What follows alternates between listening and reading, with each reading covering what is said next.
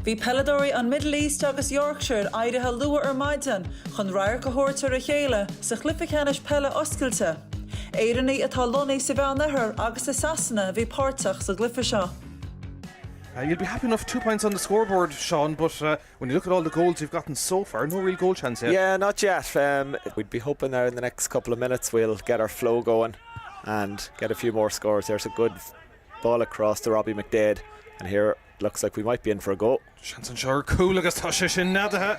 Yeah, that one there was Maddie Gorman, I think. Yeah, score mahan son agus Welsh and Cade cool.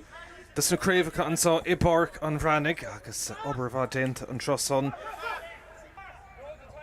Spás hís an son agus Desharíist Patrick Clark teach an tosig. Nish, immer cliste. Shira hen siad ríist. Desh scoráil an son an gap dain. Agus well, can so tamont isteach tar irdach down will crinna sound tágadain. Agus score mahan son.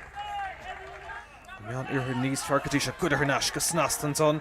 Ag O'Donnell isna tamont agus a tuspáint go madómh an féidir lo scóir chlárú chun dóchas éigean ta hartómh agus stad áirithe seo. Sin a hastín agus a dint go maith Murphy iling héir ag tá sé sin leistigh dus na cúlaí ag Conor Murphy. Agus deis ar stré a ríist agus cían tú an lús atá ag an Middle East an ní léon cheisnach go bhfuil an fell níos a fiar go siúd go dtí an pass sin tóiste ar fad agus deis scórála áling. Great score again. That was a great score by Patrick Clark. Damien Kelly has paced the burn. He came up the field very quickly there and got the ball to Patrick Clark, who finished it off. Cumas go cinnte, Rooney ríist teach an tosig. Spás crutha agus snas de leistigh. Agus well deis ar cúla le teachtain is Rooney isteach sa lár ar imime le Caranóga stoppa ag deire imithe.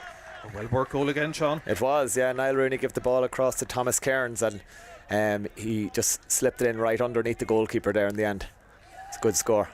Is tarring to lohan is tan Meánoirthear dint agus snasta míá began an son ar Yorkshire ach dó sé inis le cúlín amháin an son Asheríistín Coolbar Francis McConville.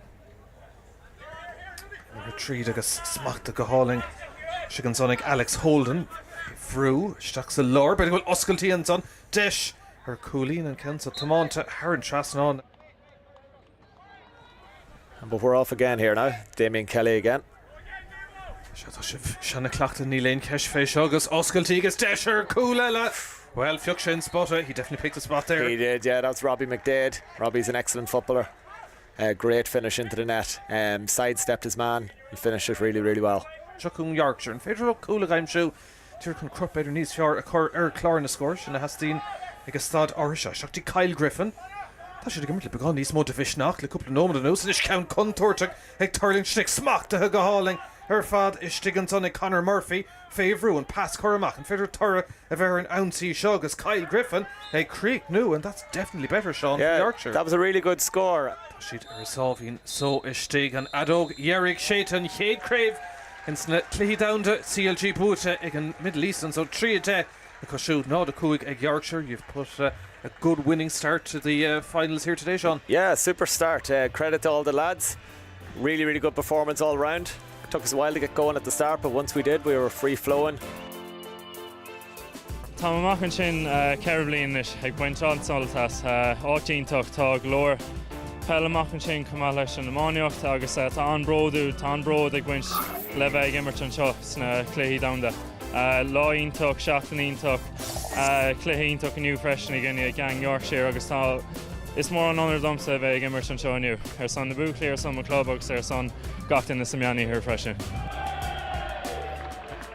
Tá ag obair mar mútar bonscail amach an sin ar feadh ceithre bliain anuas agus tá síl deas agin amach an sin bíime ag obair go cruú ach tá an pell is rudíntaach é amach an sin don síl sóisialta agus rudíntaach a bheith ábalta teachtaháile don saoirí agus a bheith ag immert ar son an cumann agus an seo don seachtain de chun damda.